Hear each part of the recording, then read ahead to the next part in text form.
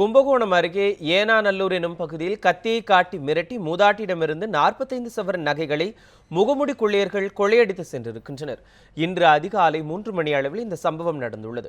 ஏனாநல்லூர் பகுதியைச் சேர்ந்தவர் ஆசிரியர் சுரேஷ்குமார். இவரது தாய் சாந்தா சுரேஷ்குமாரின் வீட்டின் பின்பக்க கதவை உடைத்து உள்ளே புகுந்த 2 முகமுடி கொள்ளையர்கள் சாந்தாவிடம் கத்தியை காட்டி மிரட்டி அவர் அணிந்திருந்த 15 சவரன் நகைகளை பறித்து சென்றுள்ளனர். மேலும் அருகில் இருந்த 2 இரும்பு பீரோக்களை திறந்து அதிலிருந்து 30 சவரன் நகைகளையும் அவர்கள் கொள்ளையடித்துள்ளனர்.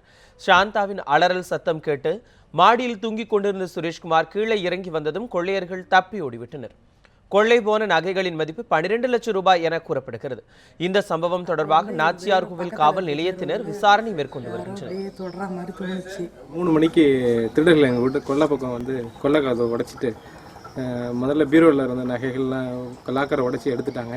பின்னாடி வந்து எங்கள் அம்மா தூங்கிட்டு இருக்க அம்மாவோட கழுத்தை அழுத்தி அவங்க கழுத்தில் உள்ள ஒரு 15 பவுன் நகையும் எடுத்துக்கிட்டு கத்தியை காட்டி மிரட்டியிருக்காங்க. அதுக்குள்ளே அவங்க சத்தம் போடவும் கொல்லை பக்கம் வழியாக அப்படியே ஓடி தப்பிச்சிட்டாங்க. 30 பவுன் குறையாமல் இருந்திருக்கும். அம்மா கழுத்தில் ஒரு 45 பவுன் டோட்டலாக எடுத்திருப்பாங்க. நிறைய சின்ன குழந்தைகளோட செயின் நிறையா இருந்தது. எவ்வளோ குறைஞ்சினே தெரியல, எல்லாத்தையும் அள்ளிட்டு போயிட்டாங்க. இதேபோன்று திண்டுக்கல் அருகே மின்வாரிய ஊழியரின் வீட்டின் கதவை உடைத்து 40 சவரன் நகை மற்றும் 20,000 ரூபாய் ரொக்கத்தை மர்ம நபர்கள் கொள்ளையடித்து சென்றுள்ளனர். பூபதிபுரம் தாய் மூகாம்பிகை நகரைச் சேர்ந்த ரவிச்சந்திரன் தமிழ்நாடு மின் வாரியத்தில் லைன் ஆய்வாளராக பணிபுரிந்து வருகிறார். இவரது வீட்டின் பின்பக்க கதவை உடைத்த மர்ம நபர்கள் 8,50,000 ரூபாய் மதிப்பிலான 40 சவரன் நகையை கொள்ளையடித்து சென்று விட்டனர். இதுகுறித்து வழக்கு பதிவு செய்த போலீசார் கொள்ளையர்களை தேடி வருகின்றனர்.